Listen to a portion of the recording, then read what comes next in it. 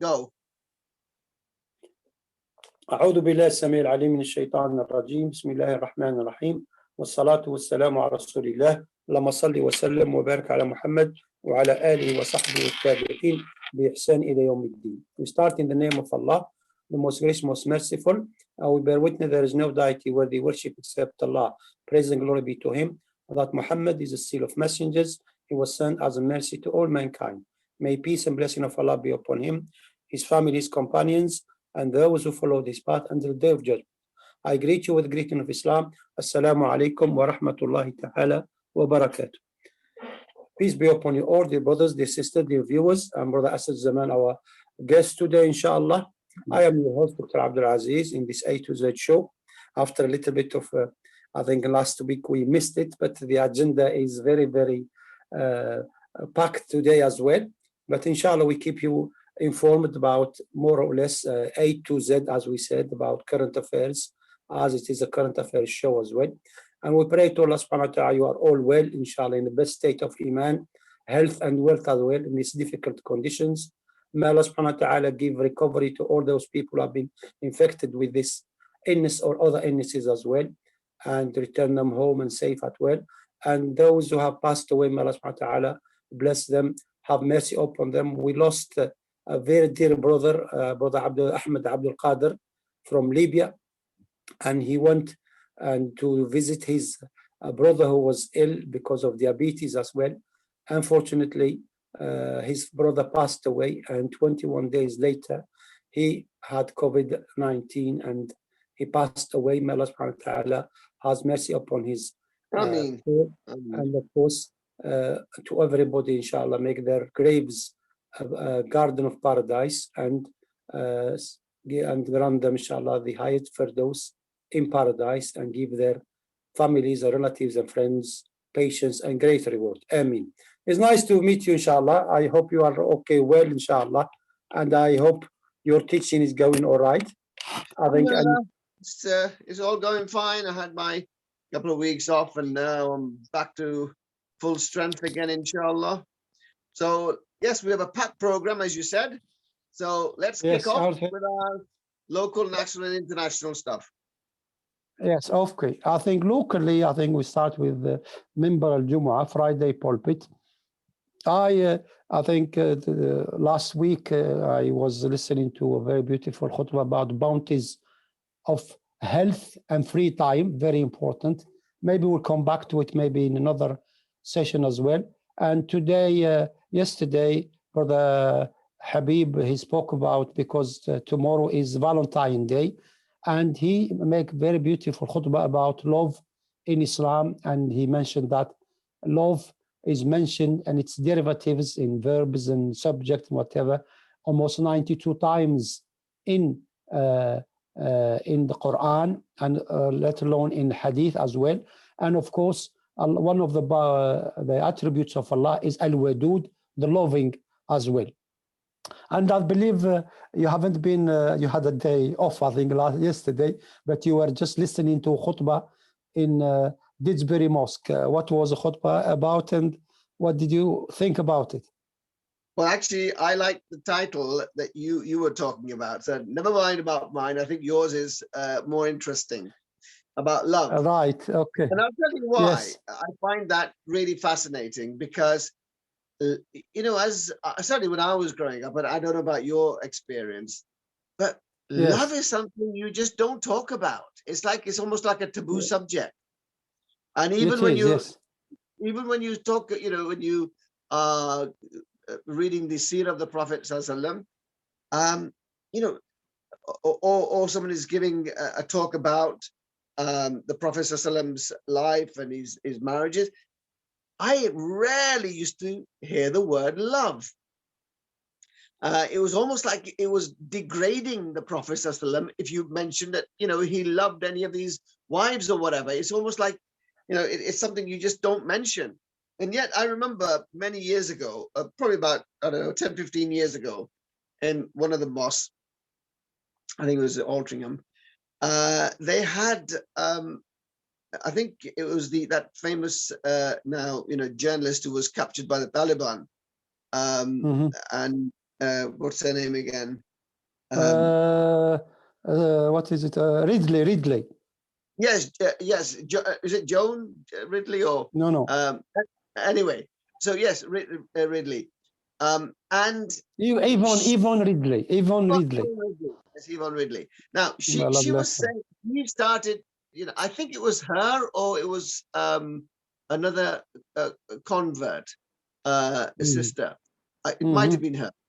And she was saying that she went through the life of the Prophet ﷺ, and she had read all the books, or some of them at least, which were written by men, of course, about the seerah of the Prophet ﷺ. And then she came across a book written by a woman on the seerah of the Prophet ﷺ, and the contrast was enormous. SubhanAllah, yes. It was huge.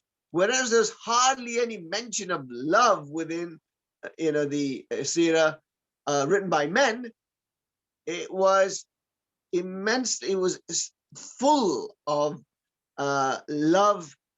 The seerah that was written by the woman. Yes. And this is really the point.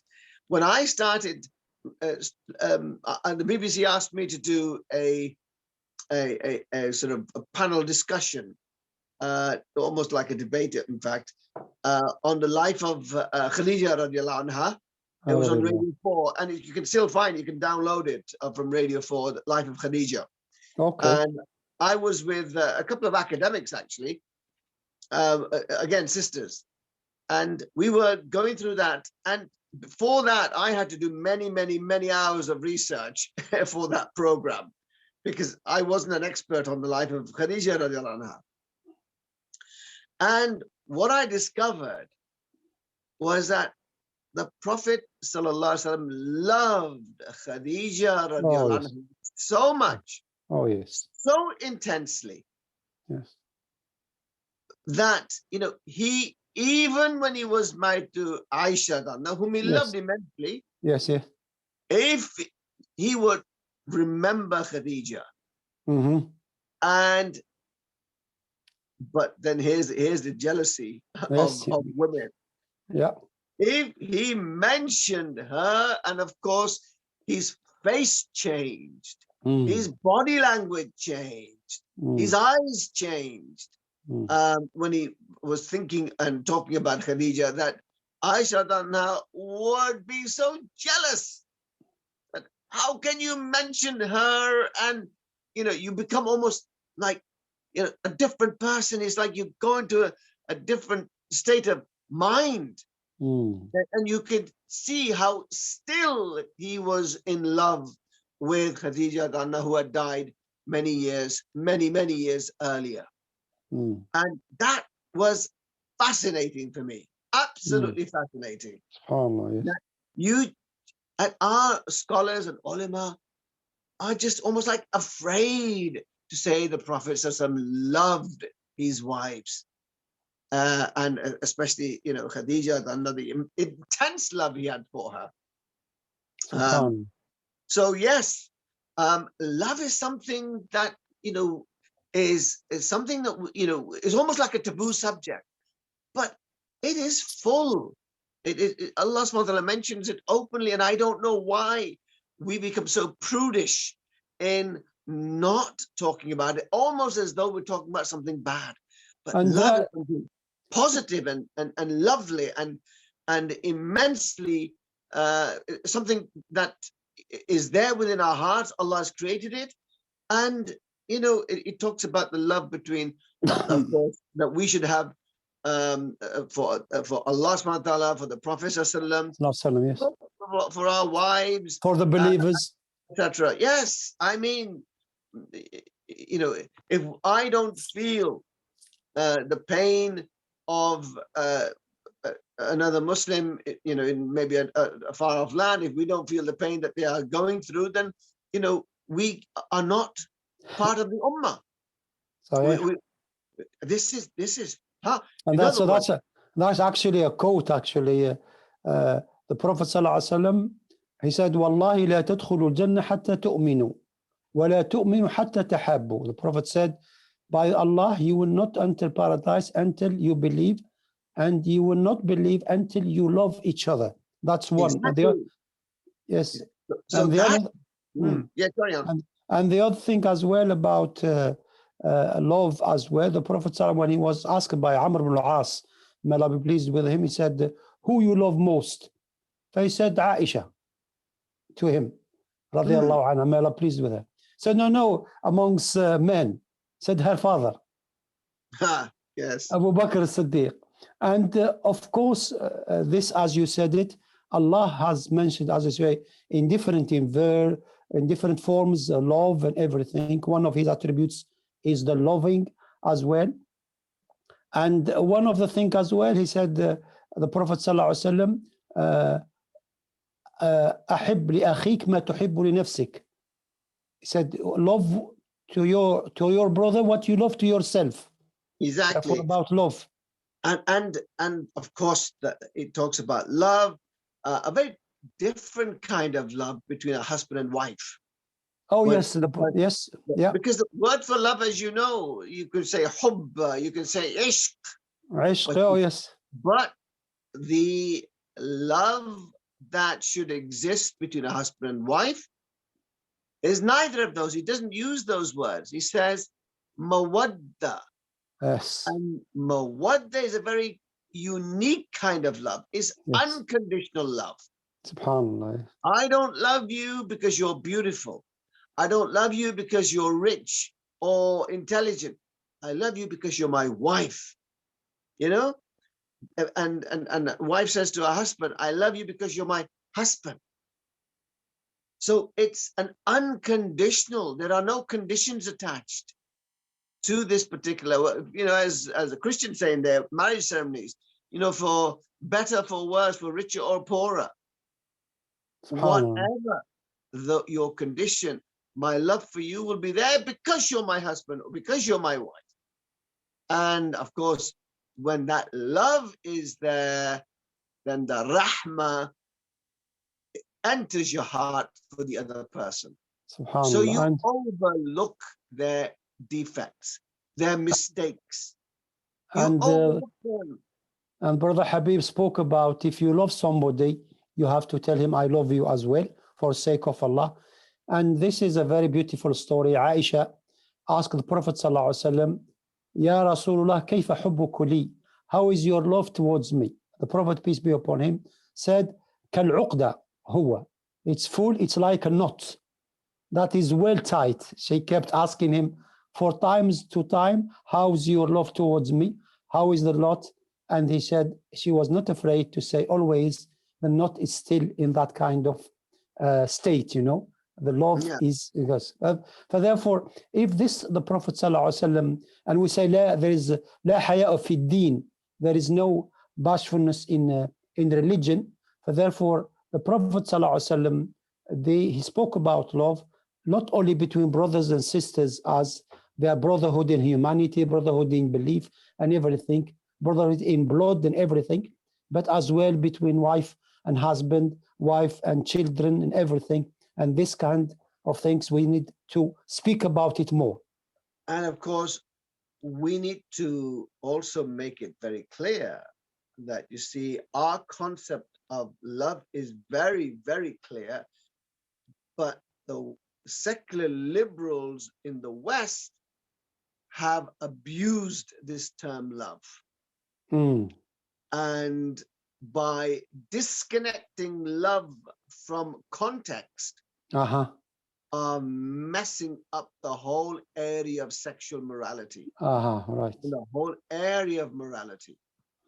And so we know that, yes, 2 men can love each other.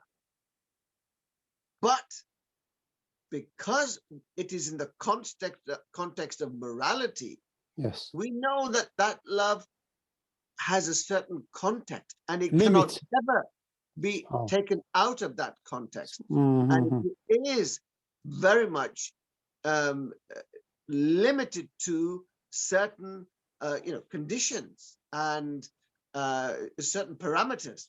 There are things, there are certain lines you simply cannot cross. Yes.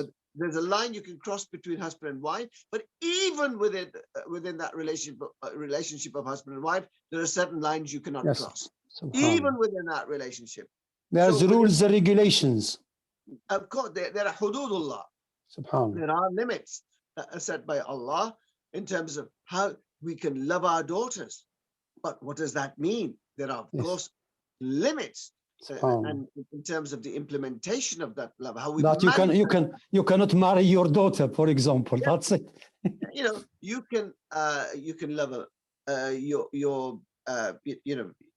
we have love for all sorts. Yes, but everything has limits, and there are red lines, and how you manifest that love. So the West has thrown away those limits, are throwing away all of those rules and regulations, and now we're heading for a situation where you love anyone, it doesn't matter. You can do what you like with them. There are no rules.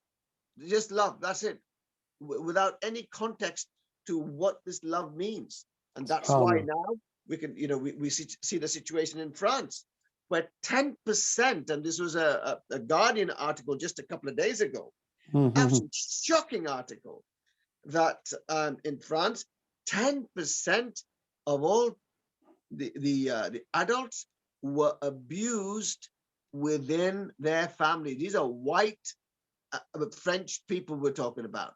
10% of them were abused by their own family members. Could be fathers, mothers, close relatives, close relatives, uncle, aunt, etc. I mean, this is shocking, absolutely shocking. And in fact, in this country, 25% of all children have been sexually abused as they've grown up. Many, of course, within the family, and others outside by others. 25%. What can you expect from that society where 25% of all the children? Are you saying that the ethical and moral compass, we lost it? The West has lost it completely.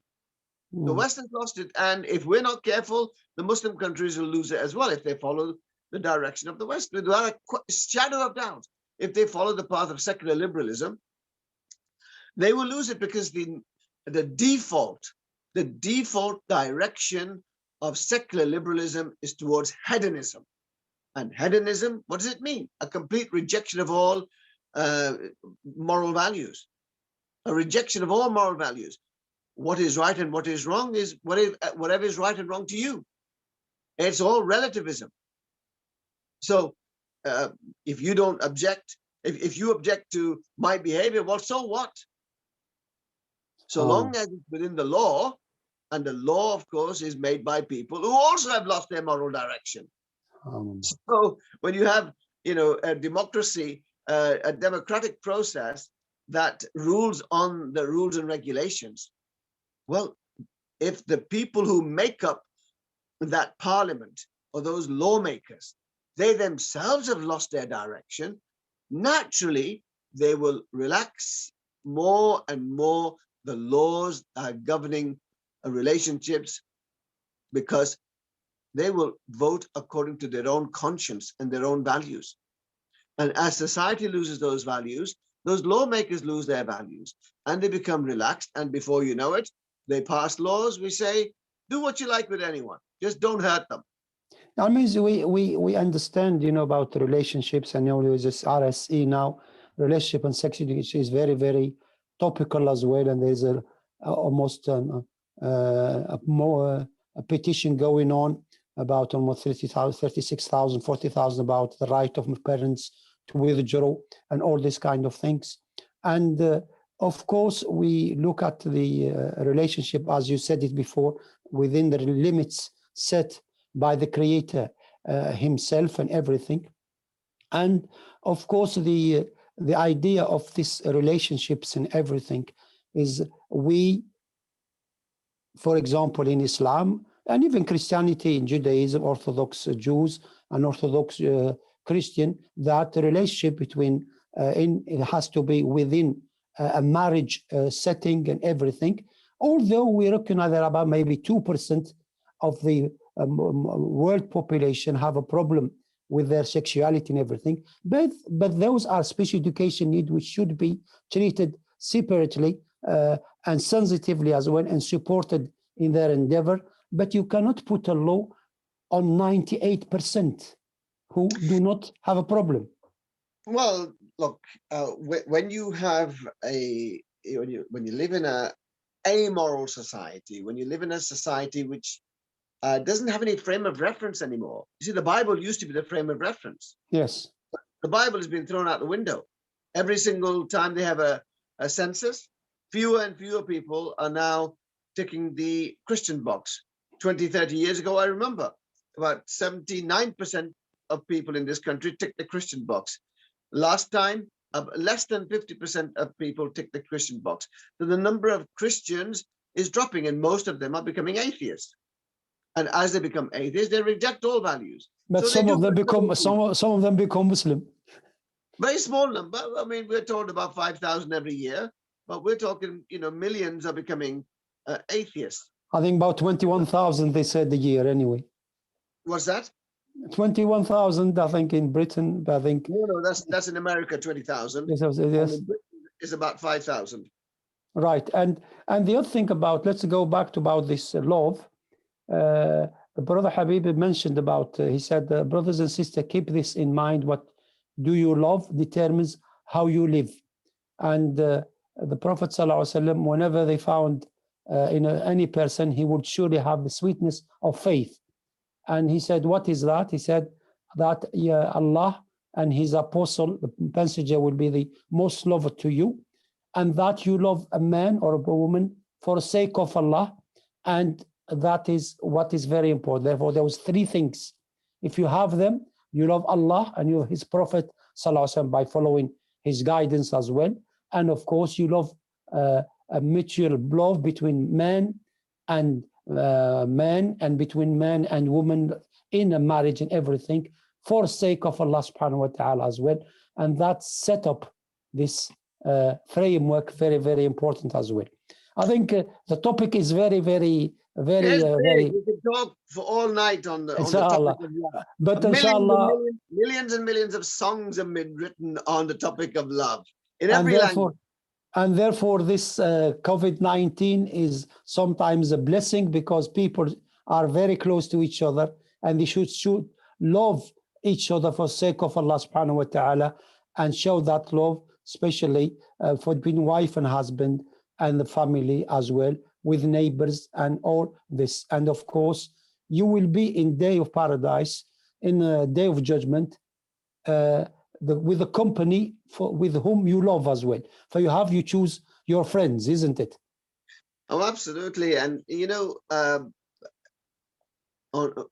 that sort of love topic, perhaps we can move on after this. Yes. If you have love, deep love for, say, your wife, or wife has for husband, yeah, it changes you as a person. SubhanAllah, yeah. If there is no love in someone's life, then there is emptiness in that life. There is emptiness. And that's a very sad situation to be in. SubhanAllah. That is why it is important that, number one, we get married. We must have a partner. Allah created us. This is the natural fitrah of every man and every woman, to have the opposite sex as their partner, and then to develop that relationship with them of love, and with that, mercy for each other. And that creates such a powerful bond between them that it will affect both of them in terms of how they treat each other, how they treat the children, how they treat others. When that love between them is not there, then there is domestic violence, there is exploitation, there is abuse, and all sorts happen in the absence of love. It's why no wonder the Prophet ﷺ, oh, youth, get married, yeah, Therefore, he encouraged people to get married sooner than later as well, and therefore encouraging marriage and the setting up the framework of marriage is very important. And it's why we said a pre-marriage course is very important for people to marry earlier than later, isn't it? Yes, like the one you've been running. Yes, and and the Prophet ﷺ married by the age of 25. Yeah, and I think people should marry a lot younger now, especially because of the circumstances. So many opportunities to do haram. But yes, look, love is something. Number one, we should have intense love for Allah, and our relationship with Allah will be very different when that love is there. Subhanallah. We should have intense love for the Prophet Sallallahu Peace be upon him. Our relationship with our deen would be very different if that intense love is there for the Prophet Sallallahu and of course for the Quran. And we should have love for each other, because love for humanity as a whole. Yeah, I mean, with everyone, because if love is there, you can't have hatred at the same time. If love is there, you can't have anger at the same time. And that love does conquer. It really does. Needs to be on the right level, of course, on the right basis. But it is important. Was very good. I think it was very good because last week was the International Day for Fraternity as well. Therefore, United Nations International Day was about fraternity of humanity and brotherhood as well. Therefore, we keep it, inshallah. Okay, inshallah, let's move on. Of course, those listeners, if you have any questions or any comments, you can put them on the sections on our YouTube or on this Radio Hajj, which we have had as well. Therefore, inshallah, we keep you going, inshallah. Let's move on now. The one thing which I want to ask you, brother, is, about mosques, because of this lockdown, national lockdown, some mosques, they closed completely. Some mosques are open, and in those mosques who are open, they pray, the 5 daily prayers. And in one of the mosques we have in the city center, they join Dhuhr and Asr and Maghrib and Isha together. Now, what is your opinion? Do you think that because of this pandemic and this infection as well rate and everything, and because of cold, that it was very cold, I think minus 23 degrees in the north of Scotland as well. It snowed in Manchester a little bit, but it's very cold, freezing, almost going to minus 7 degrees in France. Somebody phoned me yesterday as well. Do you think joining the Dhuhr and Asr and Maghrib and Isha, like the Prophet said it, to make life easy for worshippers, and worshippers can go to the mosque, pray, and join the prayer socially, because the prayer has many benefits. We don't have time to speak about it. But this spiritual break in the day, 5 times a day to wash your sins away, is very important. Joining the Dhuhr and Asr and Maghrib and Isha, what's your opinion about it? Within the context of COVID-19, yes.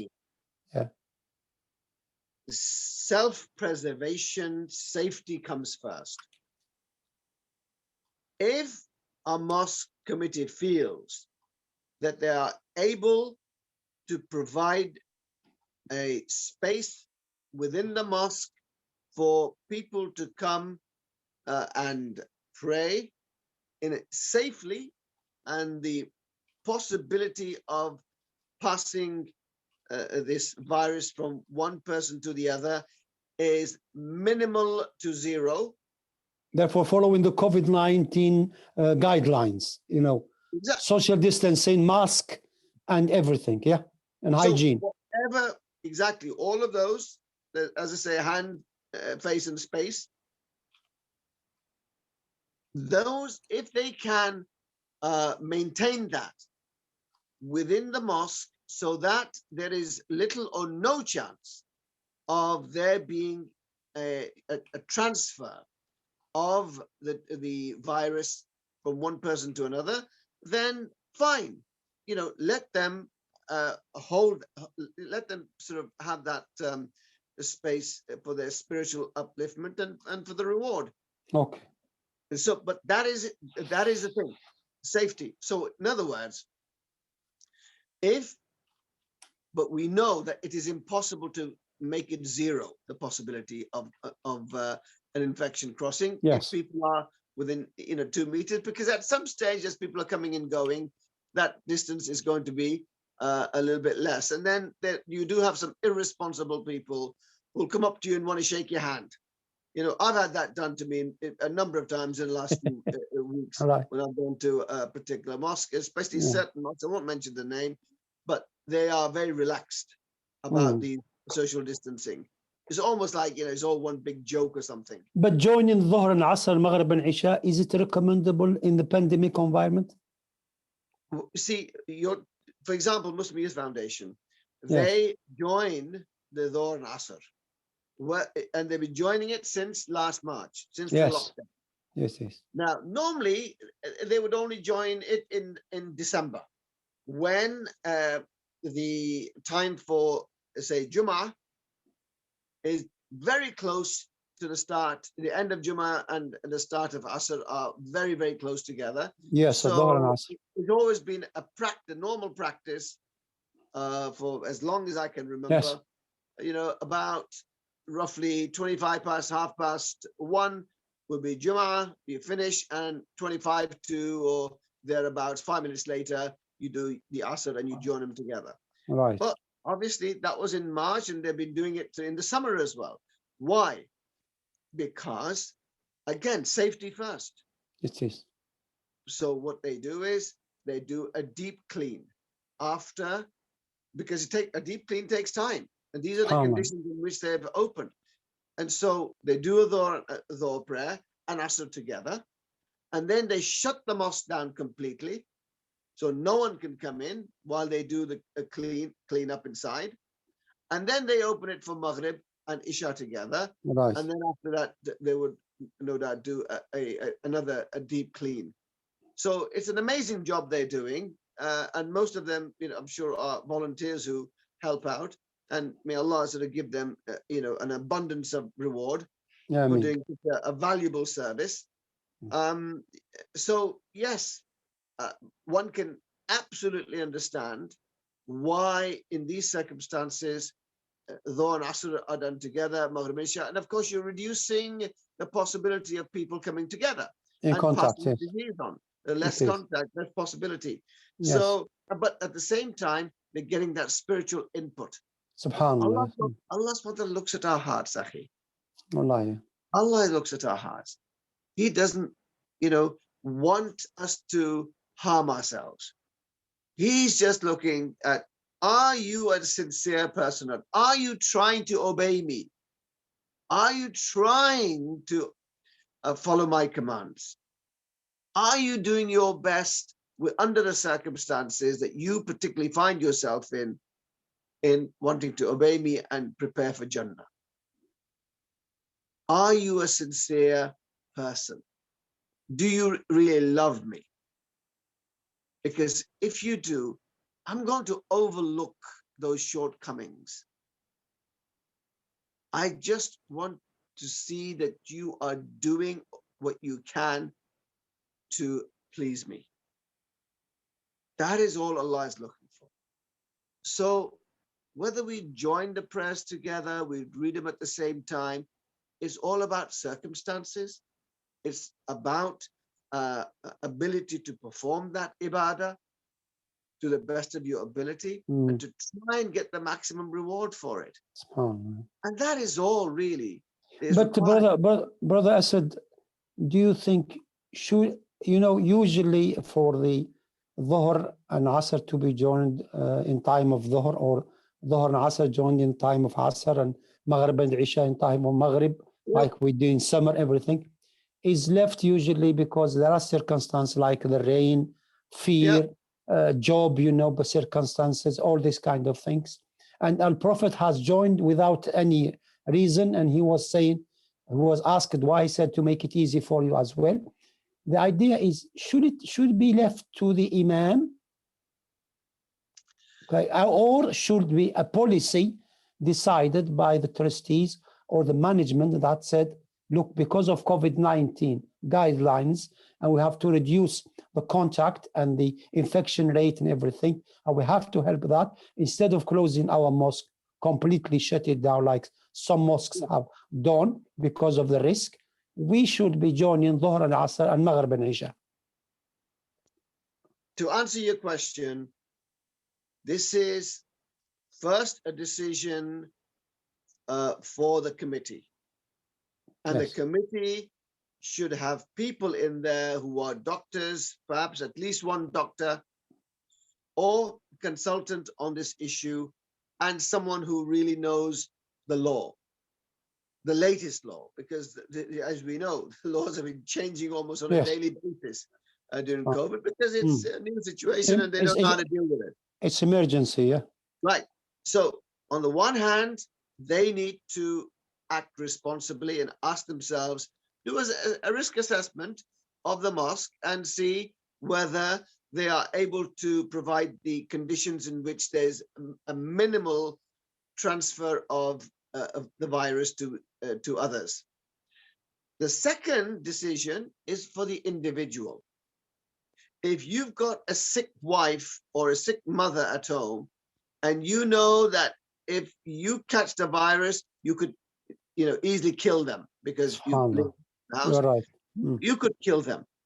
Then, even if you are perfectly fine, you need to ask yourself, does Allah still want me to go into that mosque and increase the risk of me catching the virus? Because there would be a small increase, definitely. Yeah, because even with this COVID-19 variant, somebody the Kent one, there is no symptom and it can be there, isn't it? So therefore, I know some, good brothers who don't go to the mosque, even for Jummah, even though they can. Why? Yes. Because either they've got diabetes or they've got somebody at home who is very vulnerable. And they know that if they catch it, first of all, it could harm them seriously. And secondly, when they go home, they can pass it on to members of the family who may be extremely vulnerable. Subhanallah. Okay, right. So these are two separate decisions, one for the committee, do a risk assessment. And if you feel, no, we cannot provide the conditions which would make it, minimize the risk of the virus passing, then you shut the mosque down. That's it. Plus, you shut the mosque down because personal safety comes first. Therefore, the amount of harm is greater than benefit. And that's it, don't. And exactly. Yeah. The harm is greater than the good. Because you can always pray at home.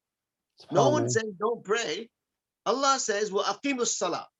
Yes. And then after that, it's up to you. Are you doing your best to establish your salah?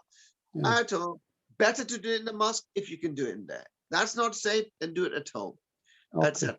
So long as you're fulfilling that, and Allah knows whether you're doing your best to fulfill that, that is the most important thing, but safety first. And as you said, because in congregation prayer, you take 27 times more reward than on your own, therefore people, but you can do your, as you said, but alhamdulillah, some mosques have opened. One more point, which we mentioned this before. I really want the ulama to get together and pass this fatwa. It's okay to join in Jama'ah through Zoom or one of these other means. It's okay for you to do that, so that those who are able to go to the mosque because they are, they have low chance of getting the virus or young and fit, and even if they get it, it's not going to affect them much. And they don't have anyone at home who is vulnerable.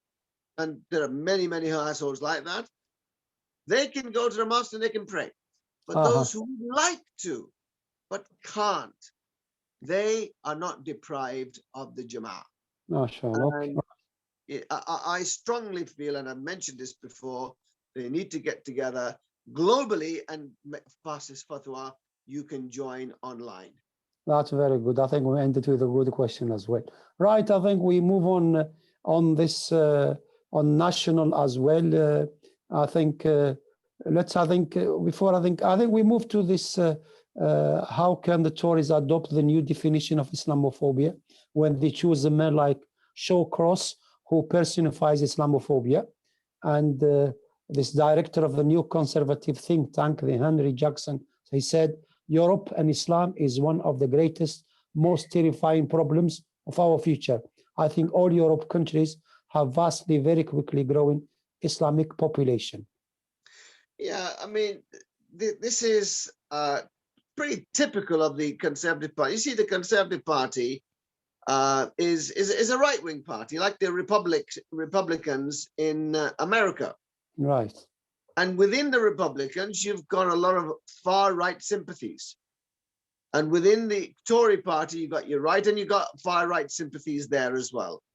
That's just the nature of the party. It will attract, and the nature of the Conservative Party is what? To maintain the status quo. Keep things as they are. So there's a natural, if you like, animosity and reluctance to accept outsiders, because outsiders bring, can bring change. Xenophobia, yes. Well, they can bring change, and the nature of conservatism is to maintain the status quo, which goes against external change. So they will always be anti-immigrant. That's just the nature of the party. They'll always be, they were anti-gay until Cameron, when he was prime minister, forced Parliament to accept, to pass the Gay Marriage Act without actually putting it to a vote. That's interesting. He didn't put it to a vote because he knew that the majority of people would vote against it. So when they want to do something, they can do it like dictators. But when they don't want to do something, they just say, okay, leave it to Parliament. And then it's left to their devices. So unfortunately, the Tory party will always, unfortunately, on the one hand, it has values which are similar to Muslim values, okay, family oriented and hard, working hard for your living and all the rest of it. These are kind of conservative values and which are Muslim values. But they also have an anti-foreigner, anti-immigrant attitude, and that works against us. And bringing this man in, Shawcross, who has very clearly made his views about Muslims very clear, because Muslims are seen as being outsiders coming to this country and potentially having the ability to change it, because they say that our birth rate is much higher. In about 50, 60 years' time, we'll be maybe 20, 30% of the population, and we can change the culture. And so this fear-mongering is there. And so they fear that as our numbers grow, then we are able to influence the culture and we make it, Britain into an Islamic country or something. This is the recurring theme, with the far right and the right wing clearly are going to be completely against. Of course, most of society will be against that. But of course, it's fear-mongering because that's not necessarily how things are going to pan out. And besides, the direction that Europe has taken, which is really self-destruction. When you destroy all rules of morality, you are effectively destroying the civilization within your civilization. You're destroying the fabric that holds that civilization together. And that is precisely what's happening in Europe. So if Muslims can rebuild that fabric to keep the society civilized, then surely that's a good thing, not a bad thing for Europe and the world as a whole. Okay, right. I think we go on national as well regarding this COVID-19 and vaccination, although almost about 15 million people have been vaccinated by, I think, the end of, by tomorrow, after tomorrow. By the weekend. And that's 15 million reached as well. And of course, 400 I think about 450 to 520,000 of them have the second vaccination as well. Now the question, brother, is still people, although there is an Islamic fatwa now from the International Union of Muslim Scholars regarding that this COVID vaccination is valid, and we should listen to the specialist people who are in health as well for their recommendation, and vaccination is there for you to prevent and strengthen your immune system against this pandemic. Of course, death, if it comes, and the reason can change, but the death, it comes when, as Muslims, as believers, we believe if your time is up, we will be going as well. However, we still this people who believe in the conspiracy theory, and especially within the ethnic minorities as well, they talk about vaccination and they start getting all kinds of theories. And what is your message to them? Save yourself. The Prophet said, La darara wa la dirar. Do not harm yourself and do not harm others. In other words, do the maximum to protect yourself from harm and make sure that you are not the cause of harm to others.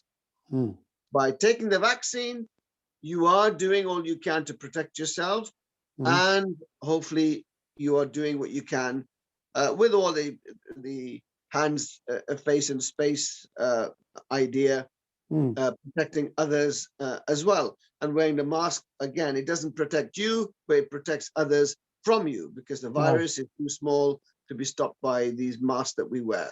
But because the virus travels through your saliva, if you cough, sneeze, or talk, then it gets trapped inside the mask and it doesn't come out. So you are protecting others from yourself. So look, this is a medical area. This is a scientific area. It's not for you and me and others who are not familiar with the whole area of epidemia, and epidemiology.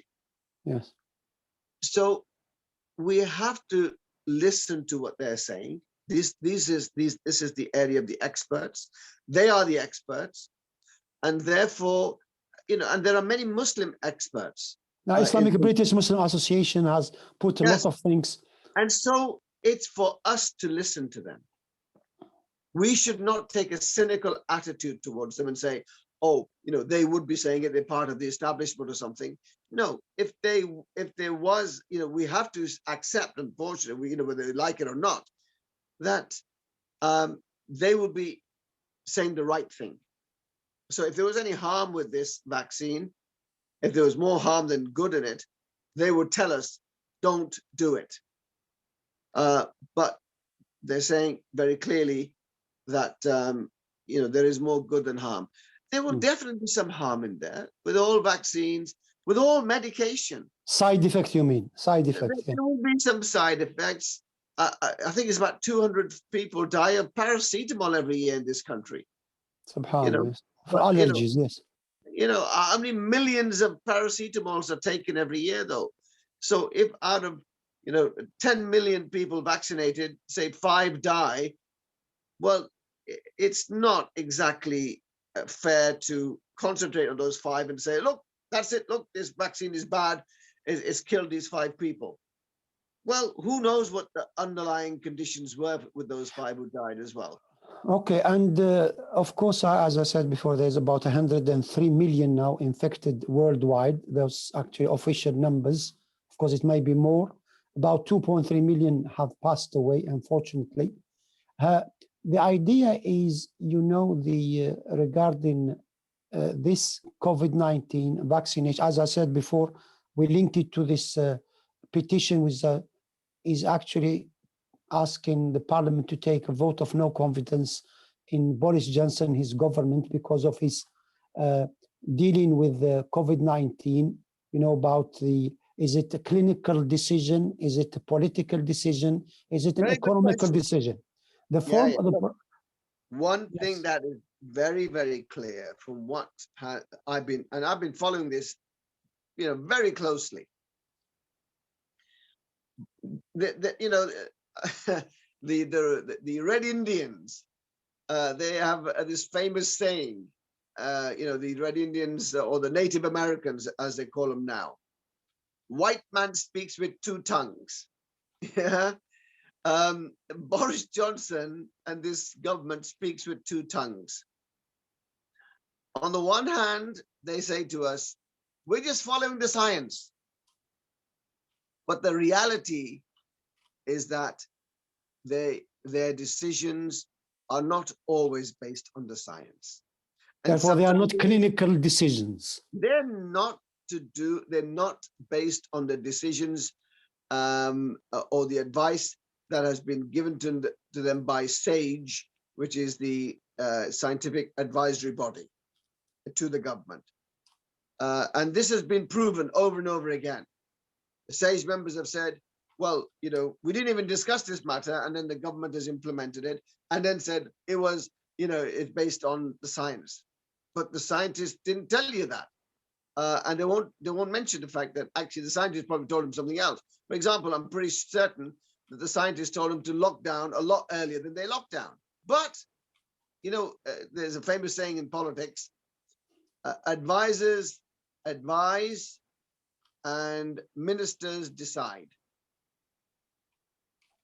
And that is exactly what happens. So they advise and they say, thank you very much for your advice. Now we will decide. And the ministers get together and they will look at the impact on the economy of any decision. And they'll do a trade-off between number of lives lost and the amount of the economy lost. And they will decide on that basis and other factors what to do. And that's probably why they're so confused. Because there is no one particular right way of doing it, because this virus has turned the world upside down. Mm-hmm. And it keeps changing. And because it keeps changing, they have to keep changing their decisions. And do we put the lockdown? If they put the lockdown for too long, then people start suffering from mental illness. Of course, if you pray 5 times a day, that in itself will keep you busy. But obviously, only 1% probably of this country prays 5 times a day. Probably about some percentage of Muslims, and Muslims are 5% of this country. So what about the over 99% who, what are they going to do in a lockdown? Just watch TV all day? They start squabbling amongst themselves. It's a disaster when the husband stays at home. Especially with alcohol as well and all this kind of... Well, there's alcohol, there's a lot more sexual abuse that's been taking place. There's a lot more violence towards the children, towards the wife. And of course, as I said, a lot of mental illness as well, people stuck at home. And, I sympathize with them. I mean, I can't imagine staying at home for more than maybe a couple of days. Even though, alhamdulillah, I've got plenty of room to walk around and stuff. What if you're stuck in a high-rise flat, 20 feet up in a flat, and there's no garden and there's no place to play or whatever, and you're stuck in that flat for weeks and weeks? I mean, I can't imagine that in my mind, how I would survive, even with 5 prayers a day.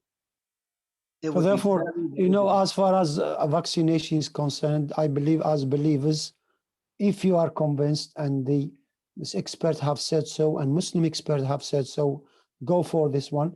We have the last and resort is actually to do your istikhara, seeking goodness, praying and asking Allah for, if it's good for you, you go for it and you are settled in your heart. If not, you don't do it. But as by law, if you don't do it, because I had a question that a sister was saying that in her workplace, they have to take the vaccine because like health workers, care home workers, and other people as well, they have to take that vaccine. And she was saying, shall I do it or not? So the idea is, as you said, that you should be going for it. And as well, the istikhara is very good in your heart, isn't it? You know, I'm not in personally. I mean, I accept what you're saying, and that's, you know, that is fine. Personally, I don't even think it's a case of istikhara. Istikhara is when, you know, you know, is this woman good for me or not? I don't know too much about this woman. Oh, Allah guide me whether I should marry or I shouldn't marry her. Okay, You know, right. that's istikhara. But this is a medicine, and this is, you know, being certified by Muslims and what have you. And there is a deadly virus going around. Very soon we're going to have COVID passports, whether we like it or not. Right. And if we decide, the government isn't going to force everyone, so you must go, otherwise you're going to prison. No, it's not going to do that. What will happen is that restaurants, for example, say, if you don't have a COVID passport, we can't let you in because you could be passing the virus to other people. Yes. Okay. The airlines are definitely going to say 100% that, you know, if you don't have a COVID passport, you can't get on this airline. Okay. And therefore, you have no choice if you want to, you know, go to whatever country. And even if this country, you know, Britain does not insist on a COVID passport, by the way, they are being made right now. I can tell you that now as a fact, that the government has already ordered COVID passports. Okay. Well, usually they issue them with a card. Which yes. Yeah, they're already been ordered. So we are going to have COVID passports. But even if they didn't in this country, the destination country you're going to, they will ask you. And so if they insist, and even if our country doesn't, you still have to have it. Now, on COVID-19, because you spoke about this now, UK has put about 33 countries from where you come. You have to be isolated for 11 nights in a hotel when you arrive in UK. What do you think about this decision? Well, look, I personally, I think it's all, they should have done this a long, long time ago. A long time ago, they should have done this. What did the Prophet tell us 1400 years ago? Don't enter a plagued area, don't leave a plagued area. Yes, yeah. I mean, it's so simple. They should have closed off the airports. They should have done all that last January, end of January, when it was clear it was spreading. They should have just shut the whole country up. No one enters, no one leaves. Right, okay. That's what they should have done, and they didn't. Because of the economy, because of this bad advice from ministers, and I presume Sage did tell them to shut down, but they said, no, economy, this, that, the other. That's fine, you know, one can understand. But the economy is pretty much, the airline industry is pretty much destroyed. You know, the, hospitality with restaurants, etc. I mean, they're pretty destroyed. You look at the high streets now; they're finished. The high street is finished. It's all going online now. All these, you know, if you're not into food and possibly into clothing, I mean, you know, if it's not essential, you're closed. You're finished. So what's left are online. So that's why Amazon's done amazingly well. And all, you know, online traders are doing really well. Netflix, you know, tons and tons of, you know, people, millions of them are joining Netflix because of, you know, the lockdown. What you do, watch movies. You know, they got thousands of films on there. Okay. So that is the reality. That's the reality. All right. Now, I think I moved to the last bit of that COVID-19 everything. You know about the burial, and some people are a little bit what happened in Sri Lanka, because some Muslims' bodies have been cremated and everything. And they think because of the pandemic and the number they are receiving now is bigger. I mean, I have some members here. They said there were about 279 burial within the Muslim section, up from 171 last year. The cemetery as a whole saw total burial rise from 396 to 577. In Blackburn and Bolton have had the most Muslim burial in the past year. There were 286 7 Muslim burial as Bolton Cemetery compared to 116 past year as well. See, all of that is saying one thing. Yes. That those people, those conspiracy theory guys are saying, oh, there's been no increase since last year, so where's all this COVID deaths and stuff? Well, there has been an increase. That's the whole point.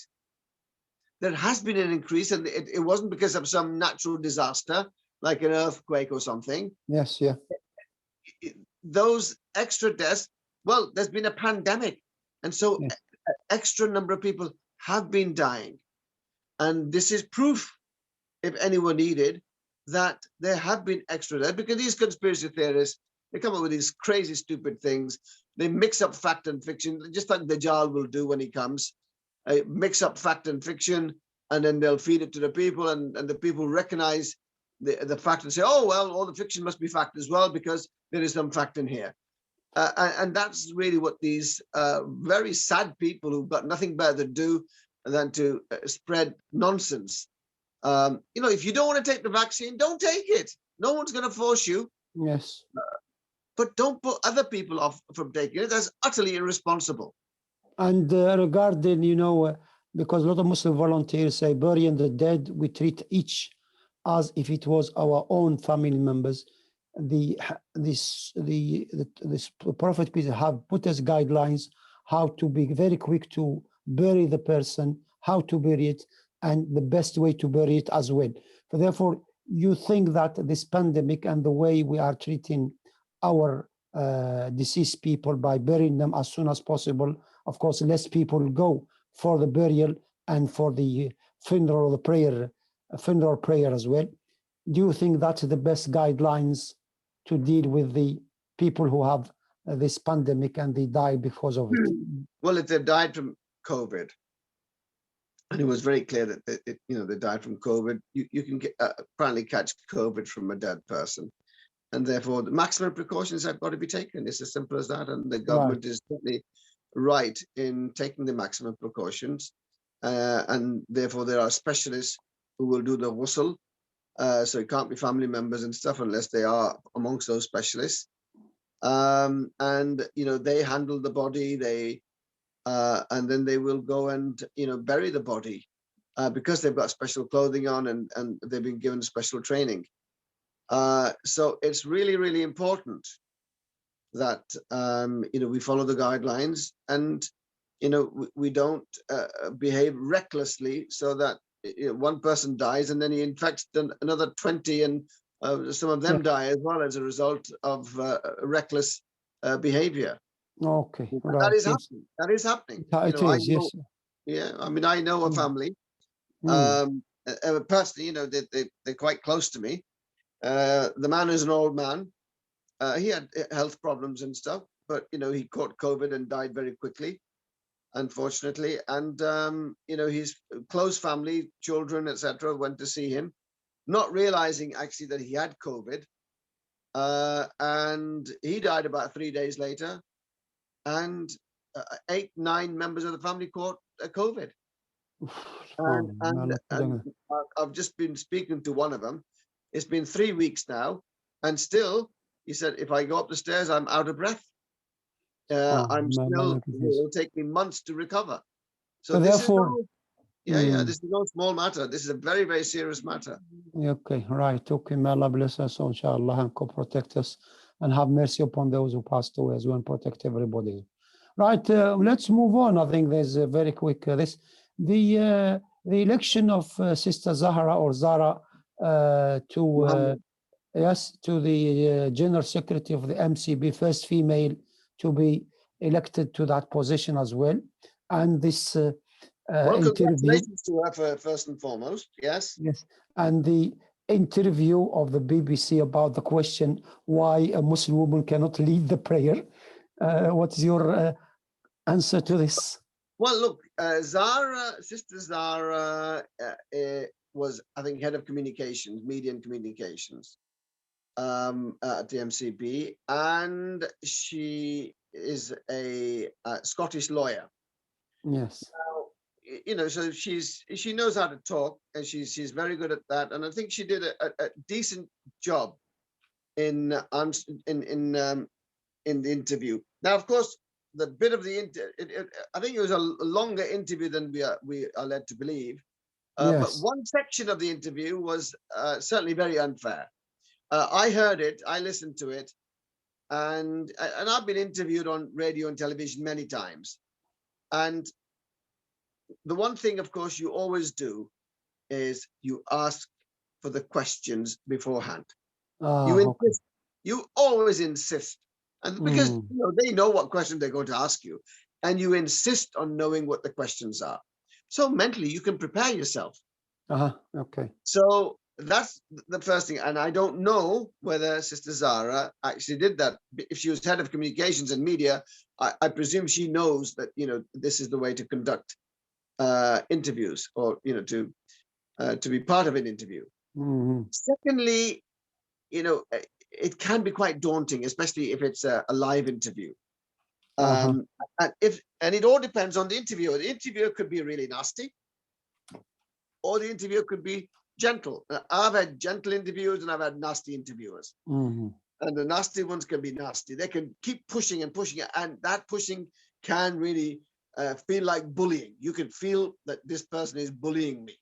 And I've had that done. And, I can give as good as I get. I can tell you, just quickly, once I was interviewed on Radio Manchester, and the interviewer, he was not very sympathetic to Muslims. It was a very well-known interviewer, and he said to me, it was about, it was a live interview, and they rang me up and said, "Look, we'd like to interview about these cartoons of the Prophet Muhammad sallallahu and the people." Embassies were being burnt and all sorts of things were happening and people were dying. And he said, what's wrong with you Muslims? Can't you take this is freedom of speech, don't you know? You're living in the West here, and this is how, we allow this sort of thing. And what's all this, burning of embassies and killing people and stuff? And this is freedom of speech. We have freedom of speech here.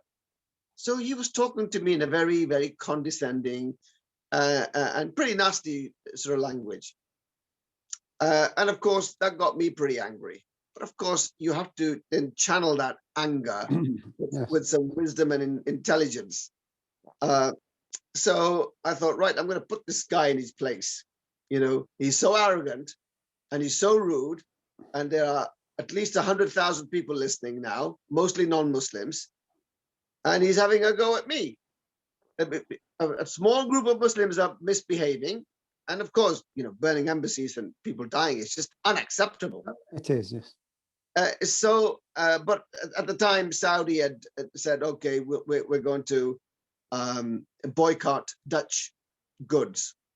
So I said to him, well, first and foremost, let me say that I don't agree at all with what is happening in terms of anyone dying and violence. That's out of the question, totally out of the question. No matter how much they feel the pain of what they've witnessed with these cartoons. But I'm totally 100% with the Saudis and other Gulf countries which have boycotted Dutch goods. No, you hurt us, we won't buy your goods. It's as simple as that. So that's perfectly fine. But let me answer your question about freedom of speech. Now, I said to him, I challenge you to say something anti-Semitic now. You're saying you've got freedom of speech. You say something anti-Semitic now, something anti-Jewish. Say something racist now. Say something homophobic now, and you'll be sacked on the spot. Where's your freedom of speech? And he just went quiet. And I thought that the radio had actually switched off. No one shuts this guy up. He is verbal diarrhea. He just talks and talks and talks, and he's always got this arrogant attitude.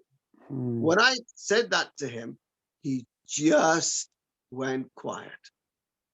And then he said to me, yes, you are right.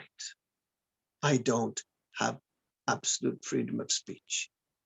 If I did say something racist, the BBC would sack me. There's terms and conditions and guidelines, of course. If I did say something anti-Semitic or racist, yes, or homophobic, the BBC would sack me straight away. But back to Sister Zara, Mohammed. So that is the point. That's the point I'm trying to make. So with Sister Zara, I think she answered very well. Look, you're asking me a question. It's got nothing to do with my position. That is, right? Yes. That's basically what she's saying. It's got nothing to do with my position. This is not my area of concern, whether they are Muslim imams, female imams or not. No, yes. Right? I mean, this is not my area. This is not a question you should be asking me. And she was doing saying the right thing. But personally, and it's difficult on the spot to think of this. I'm sure later on she thought about it. I would have said, you're asking me a question related to Islamic theology and jurisprudence. It is. Do you want to talk to me about that, or about my position as a head of MCB and what I intend to do? What exactly? You need to make that clear. Is that why you invited me, to talk about Islamic theology and jurisprudence? And that puts her on the defensive. It is, yeah.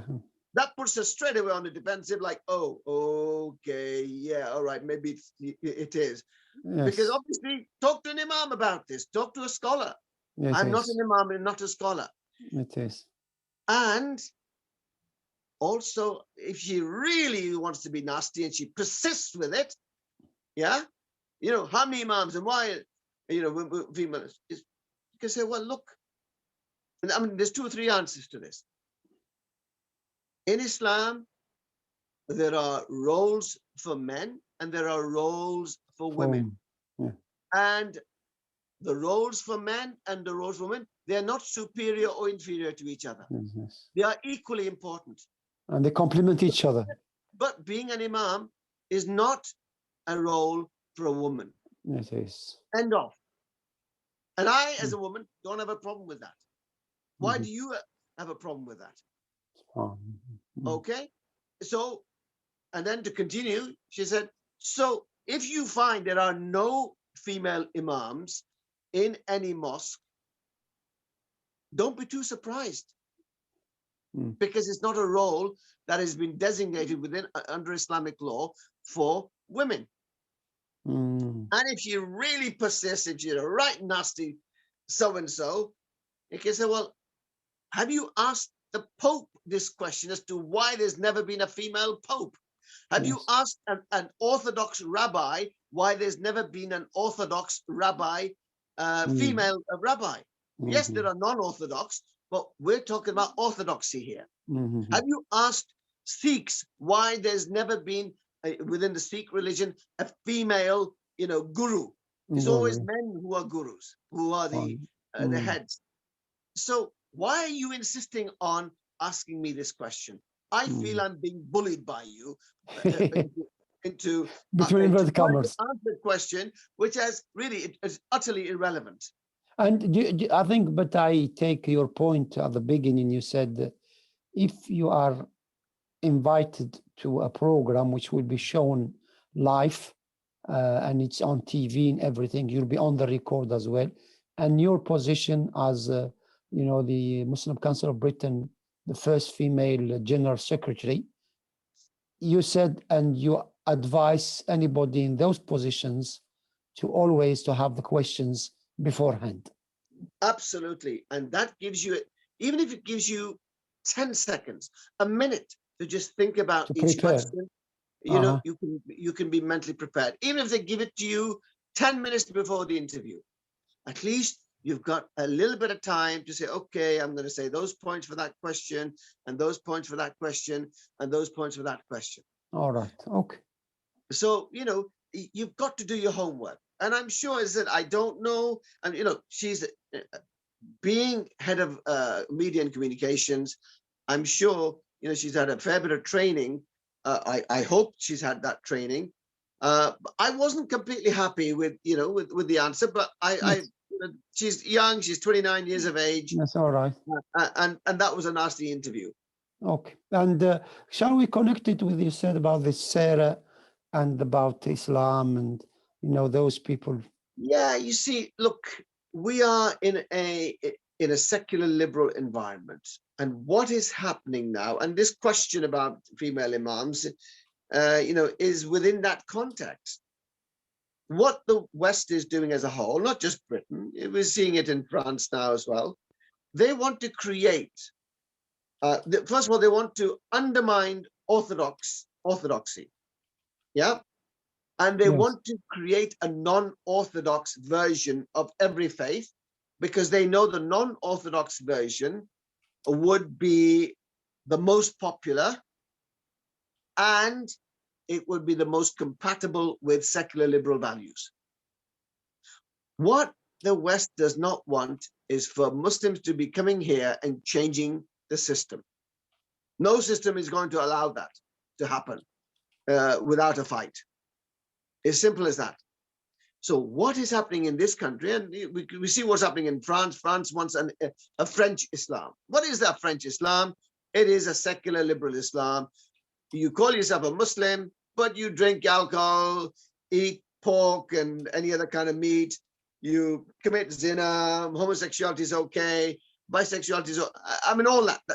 See, that's your French Islam. But you can still call yourself a Muslim, and maybe you might even pray now and then. You understand? Mm-hmm. That is the kind of Islam that Macron wants and France wants. And that's the kind of Islam that Britain wants, a British Islam. And that's what the kind of Islam that the Americans want, an American Islam, and the Dutch Islam. It's an Islam that has been watered down so much that basically the name might be Muslim, maybe the person may call themselves Muslim, but their behavior is secular liberal. Nothing to do with the faith. They do everything, every haram is okay. Why? Because the society accepts it, and therefore I should accept it. That is the kind of Islam that Britain and France and the whole of Europe and the West and India and Burma and all these people want to create. And they've succeeded amazingly well with Judaism and Christianity. They've totally minimized the influence of the Orthodox.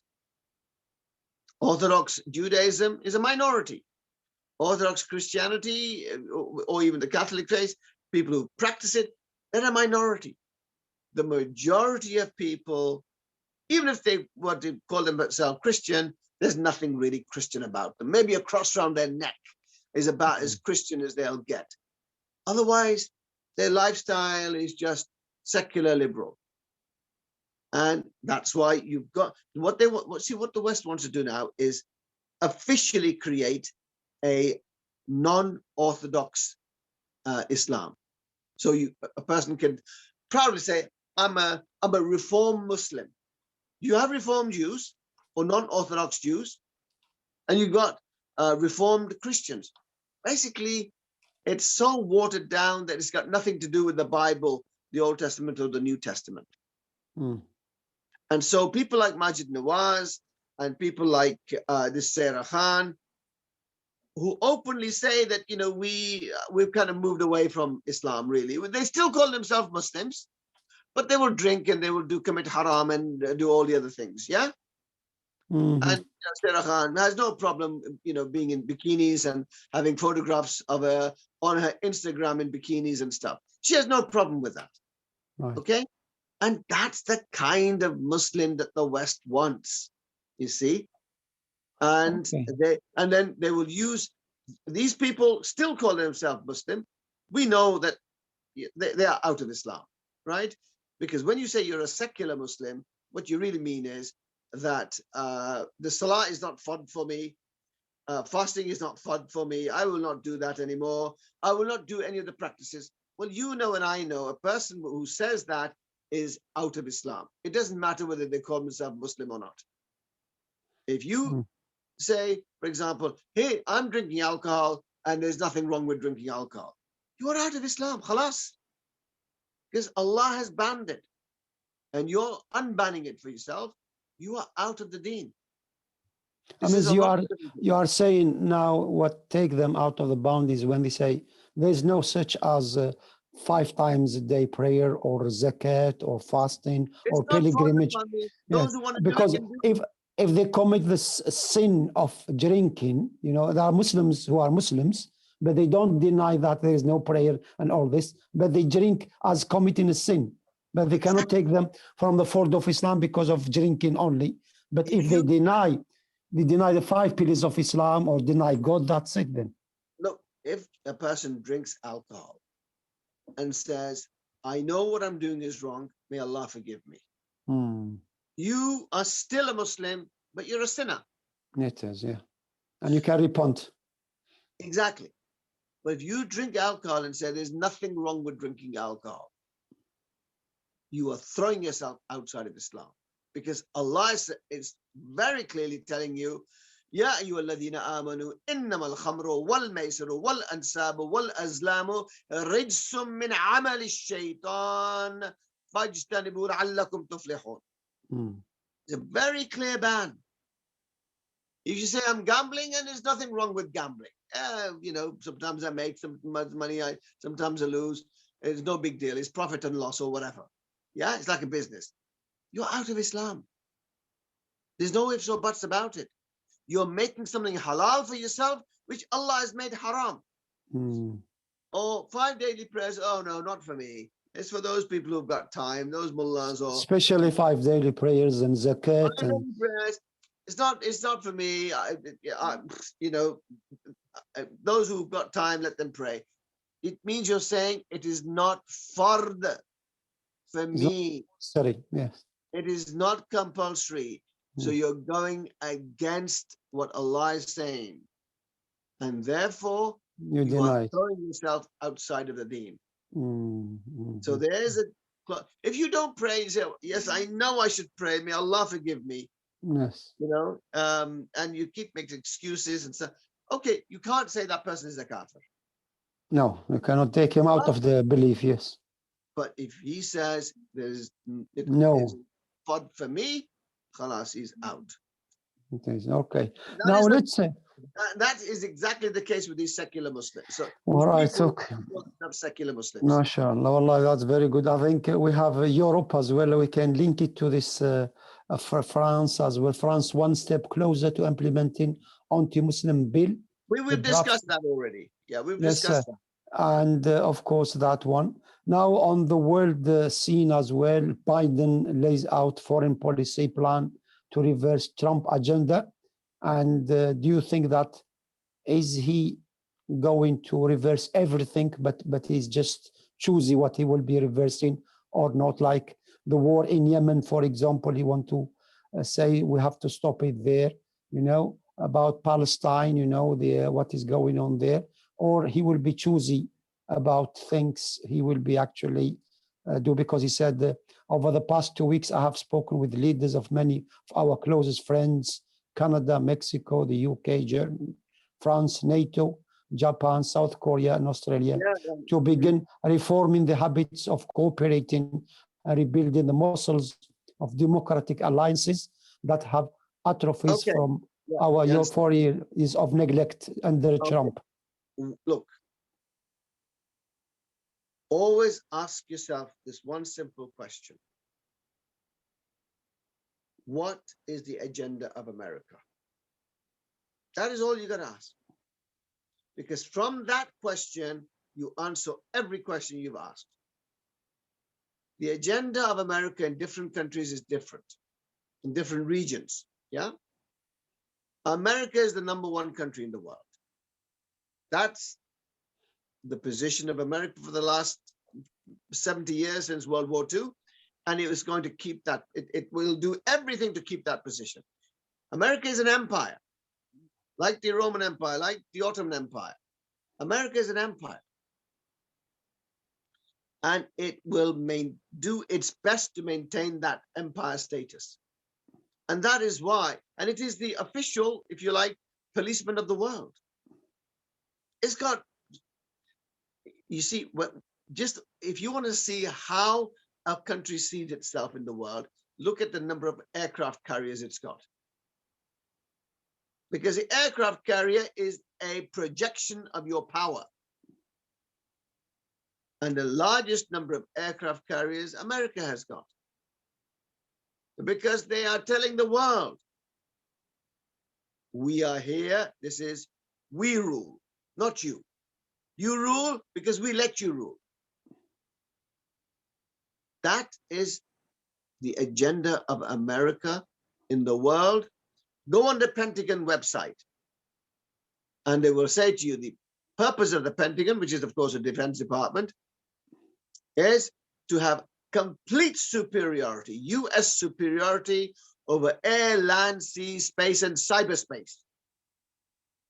Total complete control. We are the Ilah on this world.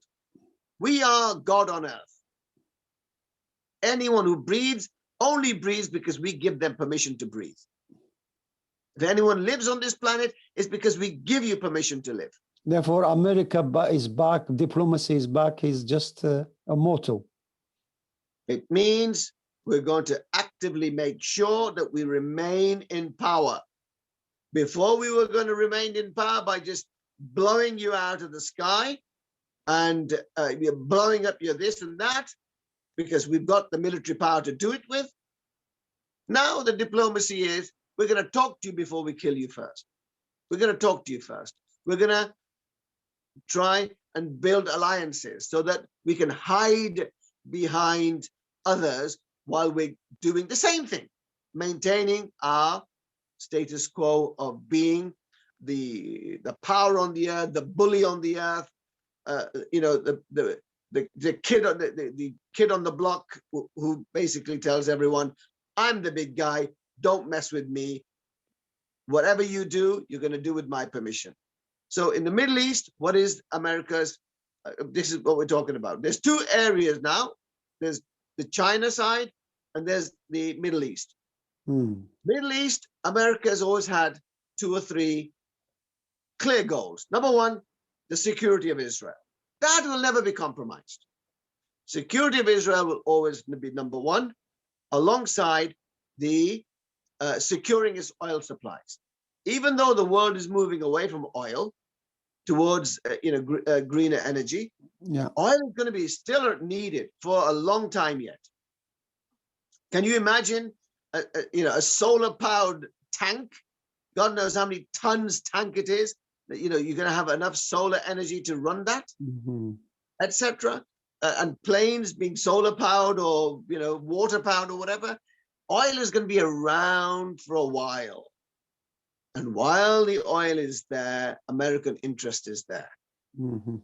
So wherever there is oil, there will be American air bases to protect that oil. Yes, and although America now is self-sufficient. America produces its own oil and actually produces more oil than the rest of the world. But still, that area of interest is still there. Less than before, from an oil perspective, perhaps, but still there. But the protection of Israel is number one. Biden is a hardcore Zionist. Harris, Kamala Harris is vice president. She's a committed Zionist. So nothing's going to change in reality, only cosmetics, only words. Now there'll be more smiles, and then the knife comes in. With Trump, it was a lack of smiles, just a bit of lack of diplomatic talk, and then the knife just went in anyway. Do you understand? There's going to be no change of substance.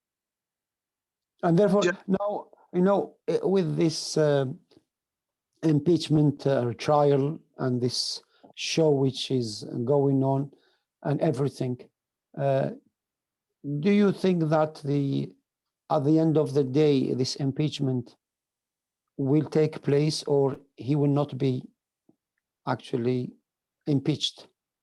Look, so what? If he's impeached, so what? If he's not impeached, so what? How is it going to affect anybody? This is an internal US matter. This man because of his reckless behavior, he almost had half of their Congress killed. You know, this is how far it went. It's a very serious matter for internally of America, but America's strong in terms of institutions. But America has got a lot of fault lines along race. The white American today, yeah, the white American, you know, the Europeans who went and conquered America, they feel threatened. They feel threatened from the Jews. They feel threatened from the Hispanics. They feel threatened. And when you feel threatened, well, this is what you do. You try to remove the threat. And Trump was their man. That, you know, this man's going to stand up for the white American, the white supremacists. More people, if I'm right, I know this was the fear about 20, 25 years ago, and I'm sure this is the case now. There are more Americans speaking Spanish today than they are speaking English, which means there are more Hispanics in America today than white Anglo-Saxons who originally took over. But at the same time, the establishment is run by Jews, and this was acknowledged. And this is the reality. So the white man, the white supremacists who feel that America should be run by white people, you know, originating from Europe, they feel threatened and they will behave in this reckless manner. And ultimately, America is going to fall apart. Okay, I mean, you can see it happening. America's going to, you know, it's a massive, massive country. God knows, about 7, 4, 5, 6 time zones. It's massive. I have driven from the east coast of America to the west coast. It's over 3,000 miles. Well over. And you know, it's a big country. And the reality is that America wants to remain powerful, but internally is falling apart. And you know, great empires like America is, like the Roman Empire, even the Ottomans, sometimes, you know, they can reach a stage where they're just too powerful. No country on the planet can deal with them. Today, no country on the planet can defeat America in a straight military fight. Their military is far, far superior to any country, even China and Russia. Yeah. Russia simply has more nuclear bombs, but otherwise its technology is obsolete compared to America's. Because the economy is a fraction of the size of America. Russians, you know, they're no match. The Chinese are catching up. And that's why America will try to destroy China before it catches up. Well before. If you are a big guy running the household, or running your, you know, the neighborhood, and you can see a little fella, you know, who's maybe only a few years old, but you can tell this guy, when he grows up, in a few years' time, he's going to challenge my position, being the big guy on the block. Are you going to wait 10 years, 15 years for that child to be as big as you before you, you know, and challenges you and maybe even beat you up? Or if you want to remain the big guy on the block, are you going to beat the hell out of that child and kill that child before it grows up? Because right now you can, because you're big. No, I think because of time, I think we are saying this because what's happening in Myanmar as well, and he said there can be no doubt in a democracy force should never be used to overrule the will of the people. That's Biden, what he said. Now, this kind of quotation from him, if we just link it with the, you know, the 10th anniversary of the Arab Spring and what happened in Egypt as well, and Egypt as well, for the, you know, the Trump spoke about Sisi, that he's a little dictator, his favorite little dictator. And what happened in Egypt was, you know about it, you know, there was an election, a free election, a president was elected, and then things happened, the military coup, a lot of blood, and almost 100,000 or 65 to 100,000 people now are in prison, everything. And do you think that Biden, and with this freeing of the lady in Saudi Arabia, and the freeing of this Al Jazeera journalist Hussein Mahmoud after almost 1,505 days in prison for that lady in Saudi Arabia, almost 4 years as well. Do you think there is a change, or there will be no change? And what do you think about the Arab Spring, and what happened was, and I call it myself a popular uprising, but some people say a revolution. What's your opinion on that?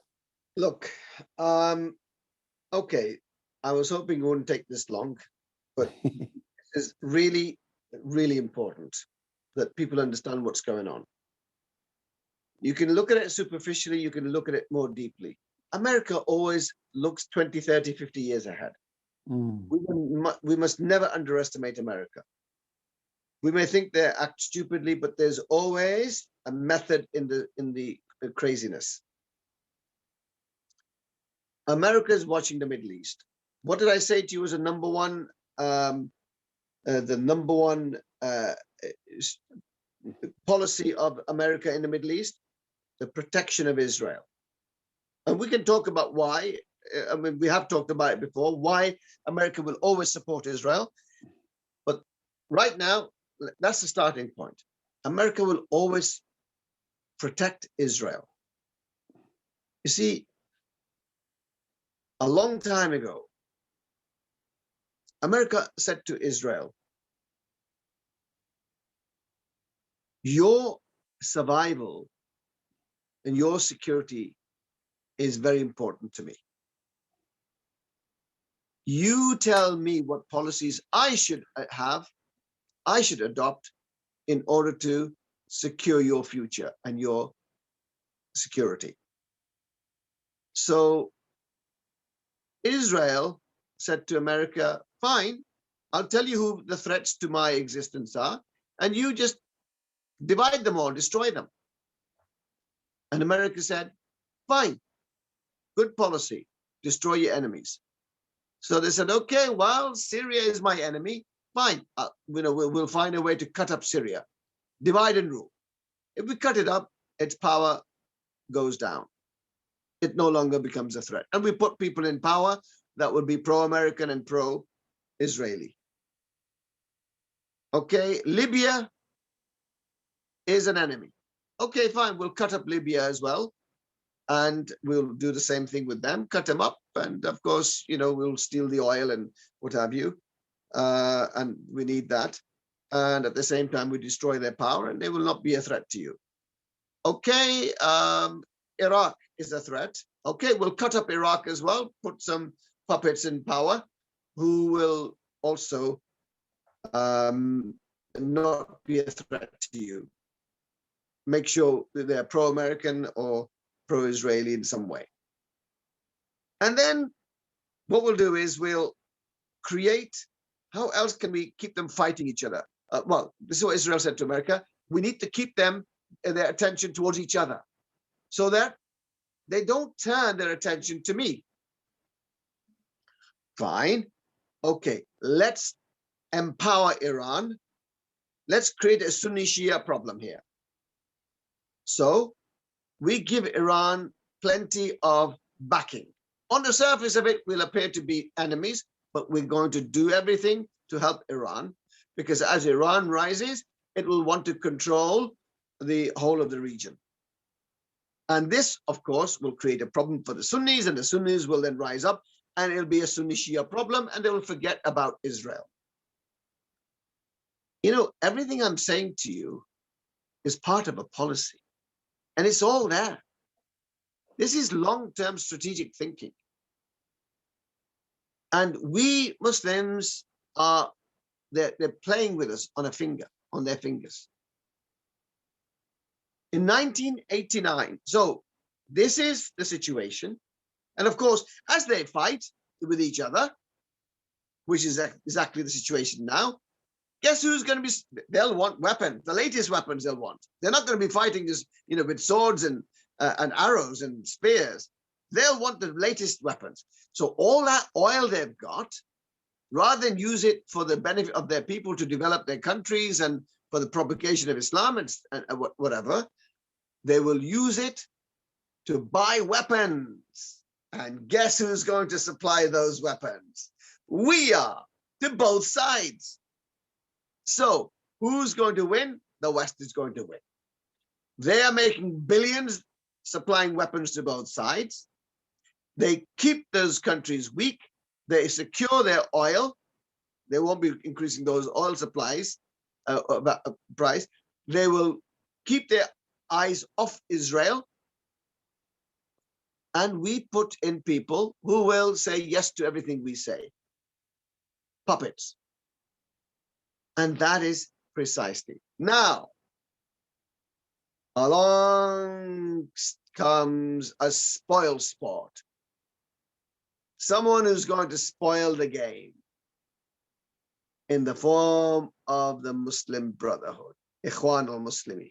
1989, do you remember? They had elections in Egypt. 5% of the vote went to Ikhwan al-Muslimin, yeah, to the Muslim Brotherhood. Muslim Brotherhood have a very clear agenda. They want the countries to be ruled according to Sharia.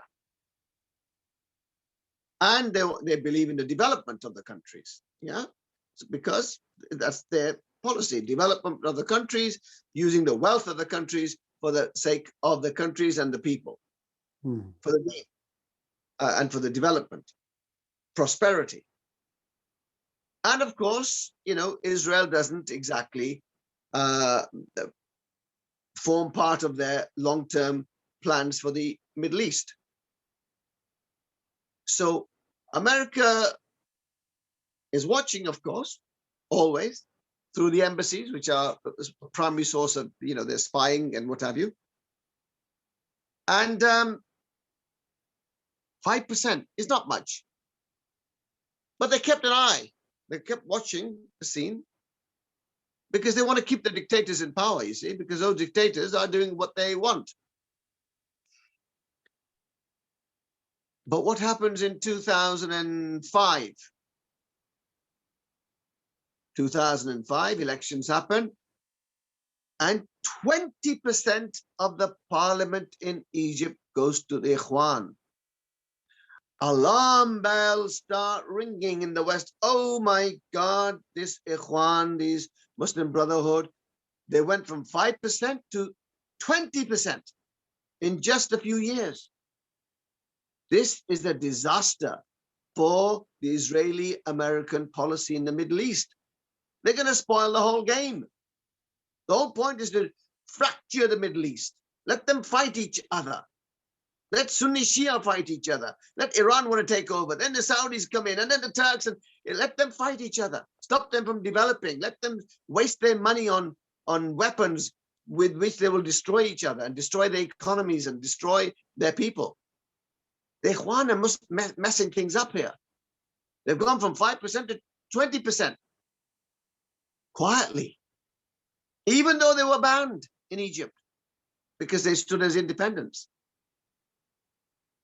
And so the Americans started thinking, okay, if we let this go, if we don't do anything now, these Ikhwan, give it another 10 years, they're going to be about 40, 50%. Very soon, they're going to control the parliament, and that's it. Our control is gone. Egypt is going to be a country run according to Sharia, and all these pharaohs are going to disappear. These dictators that we have been keeping in power, they're going to be gone. So our influence is going to be gone. And Egypt is a very, very important country in the Arab world. Massive population and, of course, geographically and historically. If Egypt goes towards Sharia, disaster. Then there'll be one country after a domino effect. There'll be a domino effect right throughout the region. Knock, knock, knock. Just as what happened in 1989 with communism. Once the Communist Party in one of the communist countries fell, within 3 months, the unthinkable happened. Domino effect. All the communist parties within 3 months were finished. We couldn't believe it. You remember, I remember. It was unthinkable. Communism was such a powerful ideology. Within 3 months, once the Communist Party fell in one place, it knocked out the communist parties in the whole of the communist bloc. And then in 1991, Russia, the mother of all the communist parties, it collapsed within a matter of months, a year or so. And that is what they have been fearing in the Muslim world. They thought with Afghanistan turning towards Sharia, with the Taliban, that may, in fact, they first thought that this domino effect would happen with Iran. It had an influence when Iran turned towards, had the revolution. It had an influence on the Muslim world, but then they realized that Iran is Shia, the rest of the Muslim world is Sunni. So that's probably why it didn't have the feared effect. But when the Taliban came into power in Afghanistan, they feared that if we allow the Taliban to remain in power and they create a successful government based on Sharia, this will be the domino effect that will knock out all these dictatorships that the West has been supporting. And it'll be Sharia throughout the Ummah. And that's why they had to destroy the Taliban, had to destroy them. And they said, oh, they do this and that, and all the propaganda was there. But that was the whole point. So when the Ikhwan got 20% in 2005, they said, that's it. We got to destroy these people. We got to undermine them. We can't turn a blind eye to this. This is a disaster to our long-term plan for the region of disintegration and constant turmoil, so that Israel remains strong. And so we saw what happened. So what happens then? See, now there's an excellent article in The Guardian about this thing I'm about to tell you. So when that election happened in 2005, the Americans, they started planning. See, they plan. We don't plan. We're asleep. They plan years ahead. The Democrats and the Republicans agreed on an $870 million package, almost $1 billion package, to train about 10,000 Arab youth that they felt were kind of secular liberal, to train them in leadership, to train them in all the whether Facebook and all the other social media, how to get people onto the streets, how to organize events. The media effect now, isn't it? Social media effect.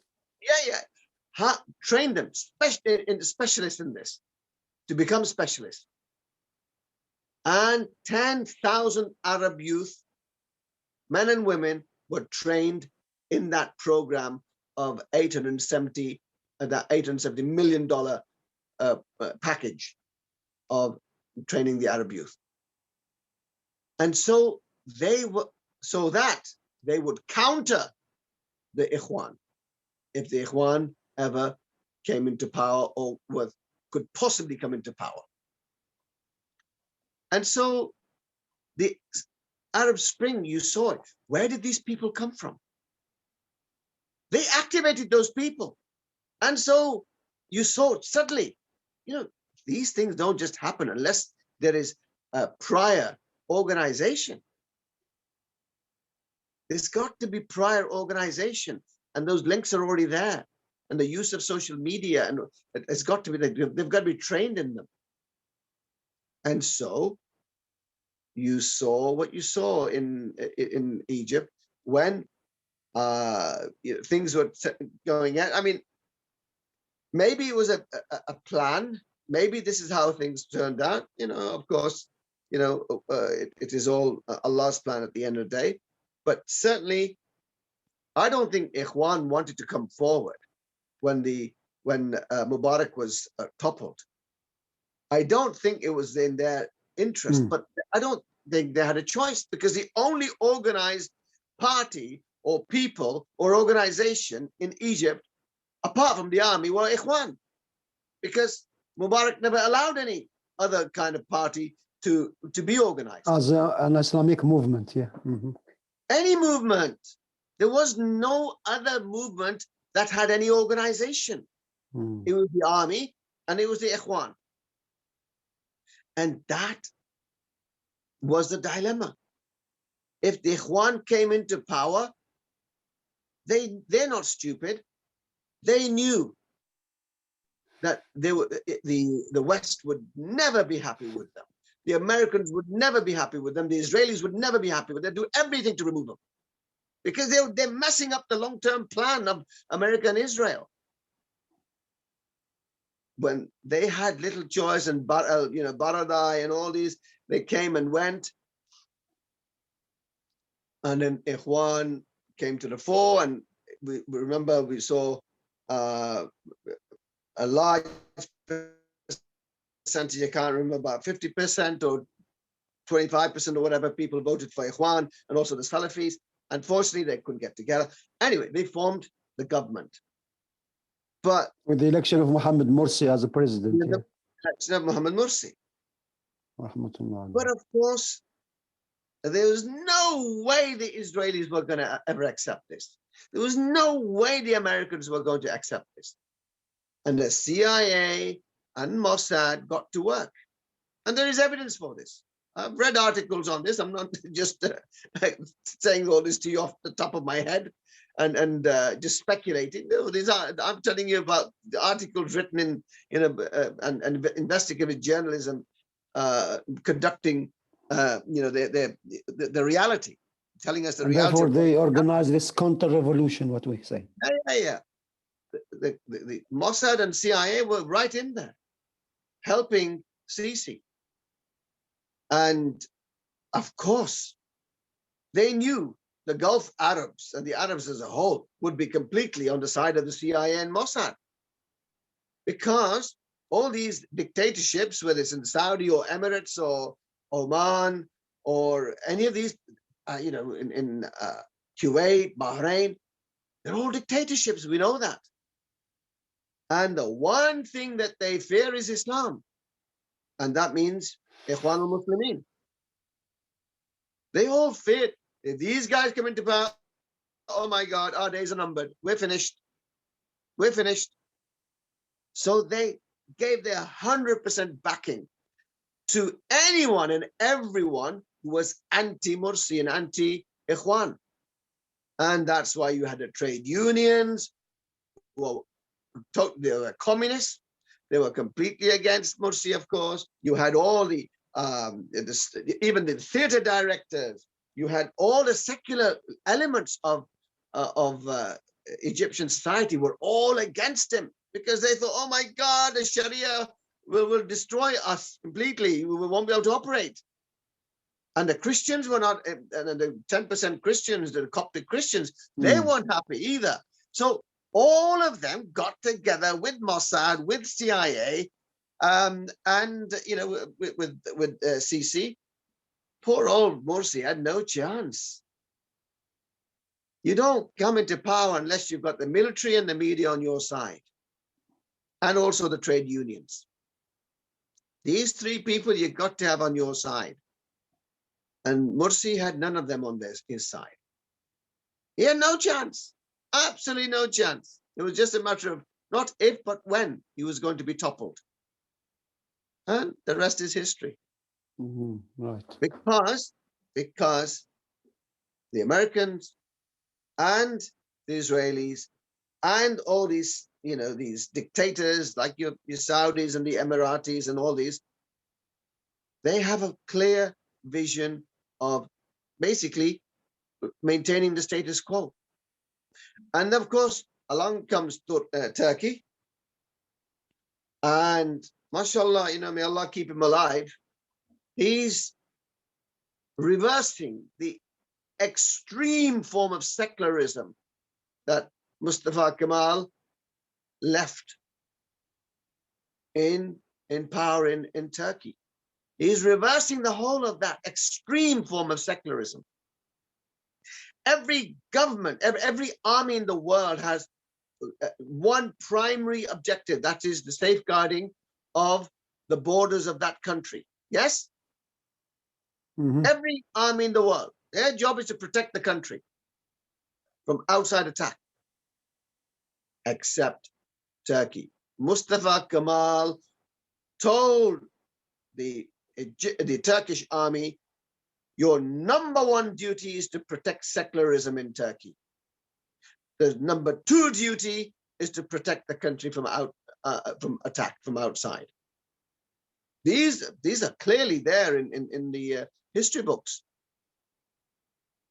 And subhanallah, you know, he has smartly, cleverly, with the help of Allah, he's undermined the Turkish army to such an extent. I mean, they were 100% all Freemasons, the leaders were.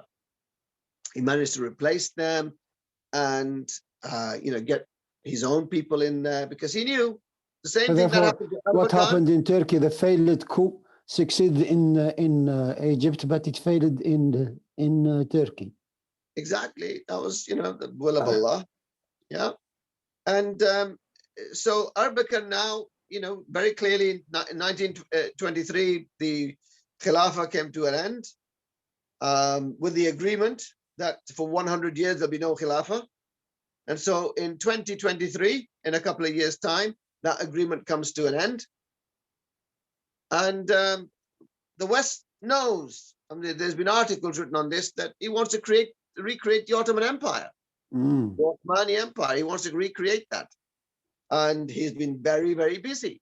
He's been going out to all the former colonies of the Ottoman Empire, especially in, you know, Bosnia, Albania, Chechnya, all these places where the Turkish, you know, because remember, the current Turks are not from Turkey. They are not indigenous to that land. They came from the Turkic, the Turkmenistan and what have you, those regions. They came from those regions of Central Asia back in the, I don't know, 7th or 8th century.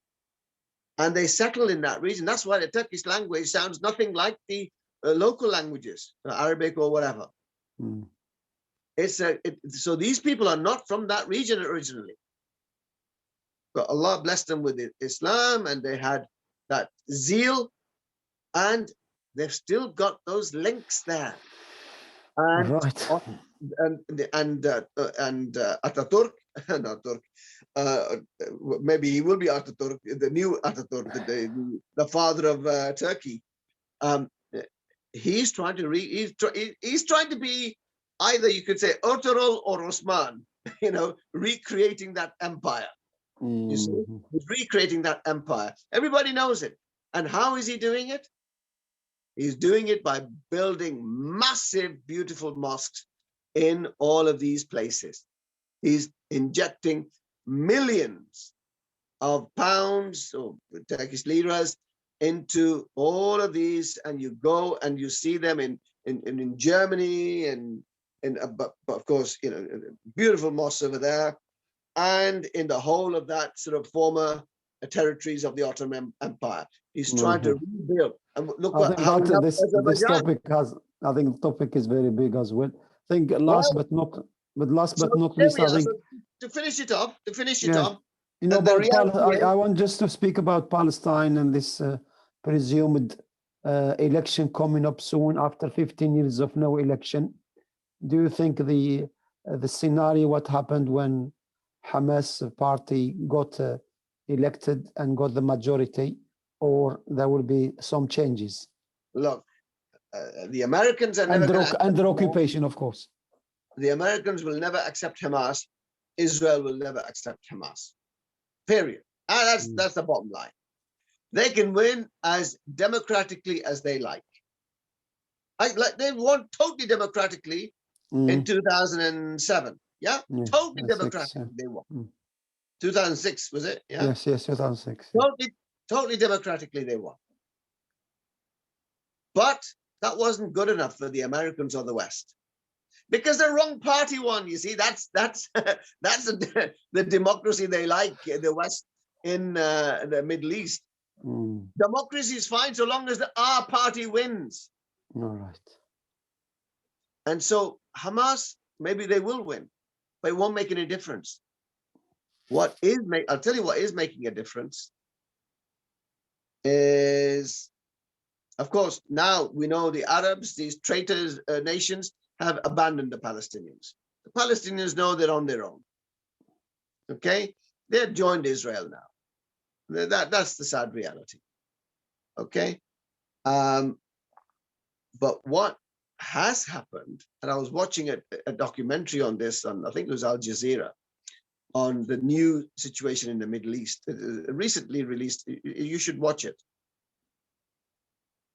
You see, Hamas, they know this is a matter of survival for the Palestinian people. It's about survival. When you know that this is about survival, you will do anything and everything to survive. You're not going to sit there and let the enemy destroy you. And they know now that the Saudis want the Palestinians destroyed, the Israelis want them destroyed, the Emiratis want them destroyed. They all want them, just shut up and, just get out of the way. We've got better things to do than worry about Jerusalem and about this, that, the other. Yeah?